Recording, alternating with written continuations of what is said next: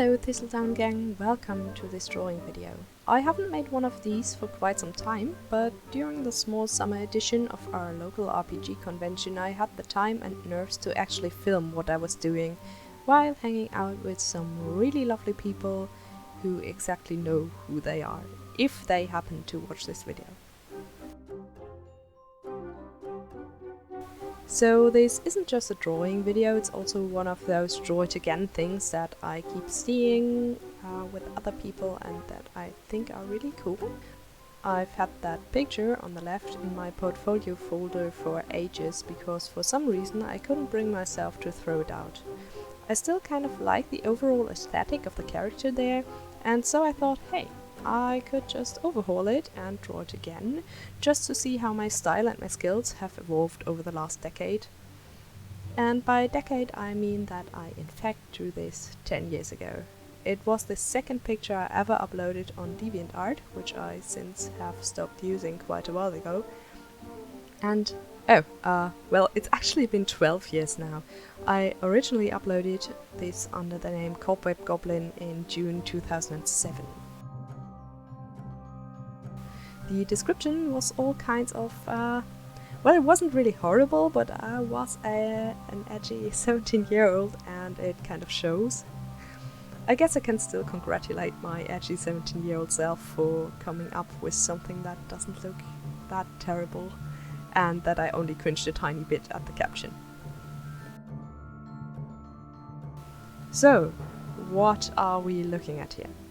I don't even know the story behind this character anymore, but I was really into the idea of messy, floofy hair, especially white hair. I even tried to make my own hair look like that, and spoiler alert, it didn't work. Don't bleach over henna, it will not give you a platinum blonde. Also, my hair is very much sticking in only one direction and not chaotically, and the direction is down no matter how much product I use. Professionals have given in to desperation considering my hair. Anyway, so I really like the idea of wispy thistledown hair, which is why I absolutely love the gentleman in Jonathan Strange and Mr. Laurel. Personality wise too, but also his aesthetics are just really on point. And incidentally, white wild hair is also a trait of a kind of fae in my all-time favorite pen and paper RPG, Changeling the Dreaming. Knockers, that's what they are called, are embodiments of the creative progress and the frustration that comes with it. And they almost always have white hair like this, paint their faces white and have very distinctly red cheeks. Very Rococo stage actor meets 80s punk, really. Fantastic aesthetic. Absolutely fantastic style.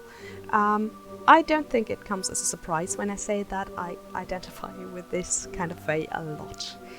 But all these things I didn't know when I first drew this picture. I mean, I wish I had, but I didn't. I just liked the idea of this hairstyle, and I liked doodling cobwebs because I was a strange little lone goth. I wasn't goth enough to be part of the actual goth cliques I saw now and again, and always too shy to approach anyone anyway, but I dressed in black and I had an unhealthy attachment to everything old, and I tried to read as many dark classic pieces of literature as I possibly could, be they boring or not. Nowadays I struggle to find an entirely black outfit in my closet, but I still might harbor a love for antiques, and I just read almost everything in my way, without any shame actually. The list just got far less pretentious. So there were cobwebs everywhere where I went, in the margin of my school notes, on my sketchbooks, on the little notes I doodled on while on the phone, because that was the day of actual line phones and not just mobile phones. And I'm not even sure we had a wireless phone back then. Anyway, I'm neither super afraid nor extremely fond of spiders, but I like their nets, and it seems like I was a bit more obsessed with them and the whole memento mori, preserving everything even if it's dead, and things are old when they are covered in spiderweb symbolism. Not so much the networking aspect, I guess, but that's actually an interesting coincidence too. To go back to the striking similarity with something from my favorite game background, knockers, the crafter fae mentioned before, don't have particularly a connection to spiders, but another kind of fairies has. The Slua, the darklings that can only whisper, that are born from whatever goes bump in the night and that uphold extensive spy networks while being melodramatic and mysterious. Does this remind you of a character I already played on this channel? Maybe. Is that a coincidence? Maybe. We shall either never know, or I at some point do a Q&A with her. So there might be that coming in the future if someone's interested. Anyway, back to business. Overall, my style back then was far simpler than it is today, and I didn't care as much about decent inking. I used outline pens quite infrequently, and this is just an ordinary biro, I think, but that's about it. I only discovered my love for line work with actual pen and ink 2 or 3 years ago during my first Inktober, which I took sort of literally. I'm very much looking forward to Inktober, by the way. I was still in school and I drew all day when the original Cobweb Goblin was drawn. Every day, basically. I got a lot more practice back then than I do now, I guess, but I wasn't as keen on improving things, and the feet of my characters were at least Kingdom Hearts-sized. I think my way of drawing eyes, the way I still do it, kind of originated there. But I was still in the land of anime noses, and the faces didn't have a lot of structure going on, and it was all very stereotypical. Maybe it's because facial features sharpen with age. I think I like this theory. Maybe my drawings had a flat face because I was still a baby face myself, who knows. A lot of the time drawings reflect what we see in the mirror and those people around us every day. And there's this art versus artist thing going around, mainly on Instagram, where people post a selfie along faces they have drawn. And more often than not, there's a striking similarity between the two. And I find this extremely fascinating. But also, I don't really draw pupils anymore. I just like my eyes generally in one color for some reason. But one thing that has stayed through the last 12 years is my obsession with blush. It's actually the one makeup thing that I use almost daily. Even back then, there was always some hatching on all my characters' cheeks, but nowadays I use it more as a shaping tool, or I just blow it completely out of proportion by giving them actual red circles, because, you know, why not do that?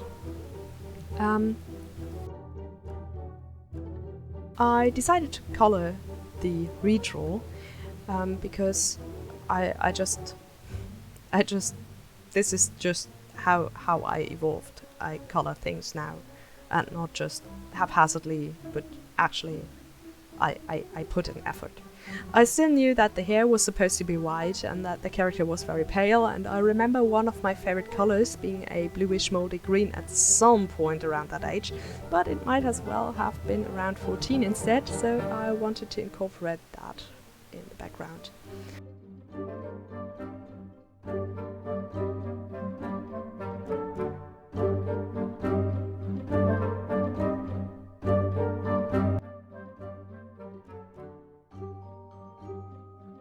I think I stayed quite true to the original design. Sure, there might be a ruffle now when there was only a weird turtleneck thing in the original, and the blush circles have become more defined and the earrings have changed a tiny bit, but overall it is the same. I don't know the story behind the character anymore, but I'm glad I kept the drawing after all these years.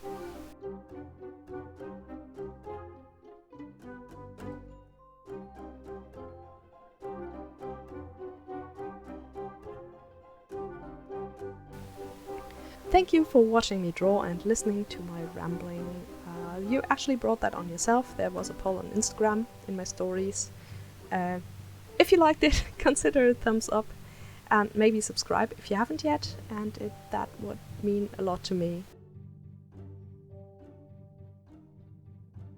If you would like to see more redraws like this or art videos in general, let me know in the comments. Have a wonderful day, be nice to yourself, be nice to others, and stay enchanted, and we'll see each other next time. Bye!